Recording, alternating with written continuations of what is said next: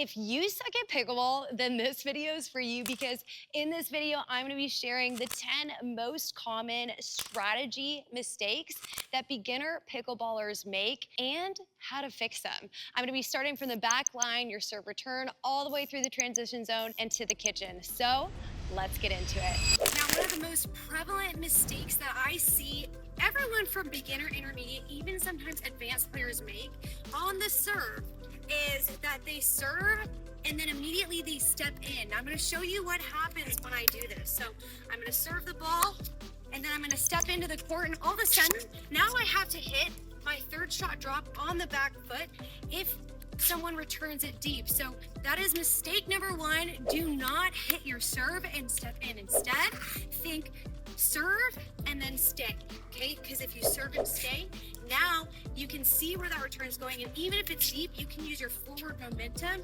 and really put some power on your third shot and get to the kitchen, because that's the goal of the serving team. This second serving mistake is actually more of a misconception than anything, but a lot of people think this, is they think the serve is better to be more powerful than actually the placement of it, but that's not true.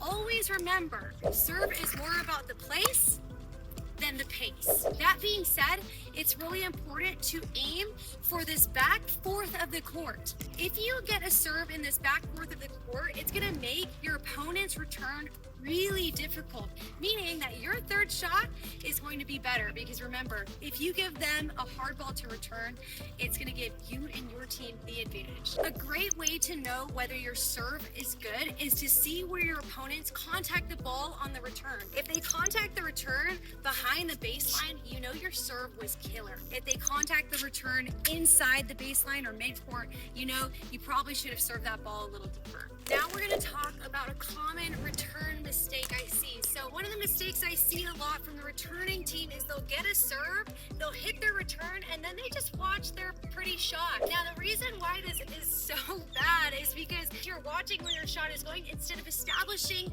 your position at the kitchen. Remember, that's the whole point of being the returning team, is you have the advantage because you get to the kitchen first. Remember, if you're balanced at that kitchen, ready for their third shot, you're going to hit a better fourth.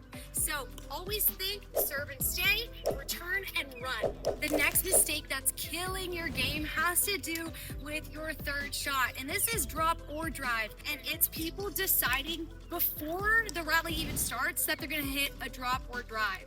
Like before the person serves, you think to yourself, I'm gonna drive this next one, or I'm gonna drop this next one. Don't do that. Determine your third shot drop or your third shot drive by the type of ball that you get. If you feel like you're prepared and you're on balance and you can hit a good third shot, then go ahead and do that. If you're pulled out wide and you're not really on balance, that might be you have to hit a drive. So don't just automatically say I'm gonna do this or that before you see a ball. Always wait for the ball and then decide what you're gonna hit. The next mistake I see on a third shot drop specifically is people trying to be too perfect, meaning they want that drop to go an inch above the net, which is a great drop, but you're just trying to be too perfect and you're flirting with the net. Remember, the worst shot in pickleball is a shot that hits the net. So don't try to be too perfect when you're hitting your third shot. Always aim a little bit higher rather than a little bit lower, because the last thing you want is a ball in the net. If you want to get more in-depth instruction and tutorials like this, then you should know I'm opening up a limited school group that's going to have tons of drills and tutorials just like this so that you can up your pickleball game. Make sure that you hit the link in the description so you'll be notified exactly when it goes live. The next mistake I see a ton of people make with their drop shot is a little bit of a misconception, and it's people think that a good drop shot means it lands in the kitchen. Now, that's not necessarily true, nor should it be the goal of your drop shot. The goal of a good drop shot isn't that it lands in the kitchen, but it's that it makes your opponents have to hit up on the ball.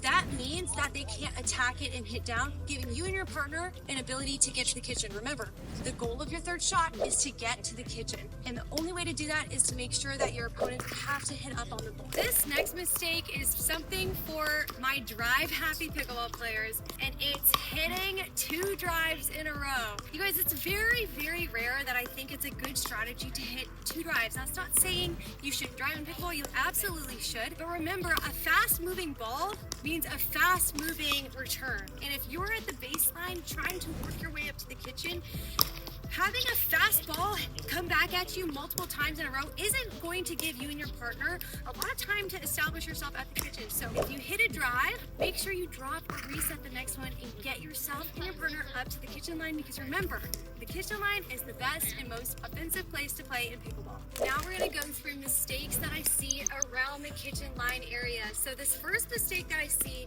is players not taking enough balls out of the air. So what happens is they get pushed back and they kind of just keep getting pushed back in this mid-court. And what's happening is you're losing your premier position, which is right up here on the kitchen line. So instead, I want you to make sure that you're taking balls out of the air that would typically land at or behind your body, because this is actually giving your opponents less time to react because you're taking that ball out of the air. So it's a huge advantage, because not only are you giving them a disadvantage with time, but also you're not having to move as much, because every time you step back, you're having to move and step a lot more. So it's really efficient to take balls out of the air. That leads me to my next mistake that I see at the kitchen line. And this mistake often happens when players feel like they are glued to the kitchen line. So that means they're like unwilling to step back. And this gets them in trouble, because if my opponent ends up moving me around and I can't get it out of the air, I'm like super off balance. That being said, don't feel like you have to be glued to this kitchen line. Give yourself some freedom to step back and hit the ball. And also remember that you'll even get more attacking opportunities if you step back and you're balanced, and you can speed up the ball a bit. That will provide some pop-up opportunities. So just know you don't have to stay right up on this kitchen line. A little bonus tip here that's going to combine the past two tips is dinking the ball and sometimes staying back here intentionally, and then all of a sudden kind of popping up and taking a ball out of the air and attacking because your opponent thinks that you're back here. Doing that can kind of throw off your opponents and gives you some sneaky opportunities to attack the ball. The last strategy mistake that I see a ton of times at the kitchen is people will attack the ball when they kind of feel nervous or feel like they're in trouble. They'll kind of be pulled out wide and they'll attack. And you guys, I'm just gonna tell you, if you're off balance, never attack the ball. If you're off balance, always reset the ball to the middle of the court. The reason why I say the middle is the most strategic place to go is because if you go line, you're going to give your opponent an earning attempt. So if you ever get pulled off the court, pulled off balance, always lift, dink, reset to the middle. That strategy alone will save you so many points in pickleball. If you thought this video was helpful, go ahead and give me a like and make sure you subscribe to my channel. We're gonna be rolling out tons more videos that are gonna be helping you with your pickleball game. So I will see you in the next one.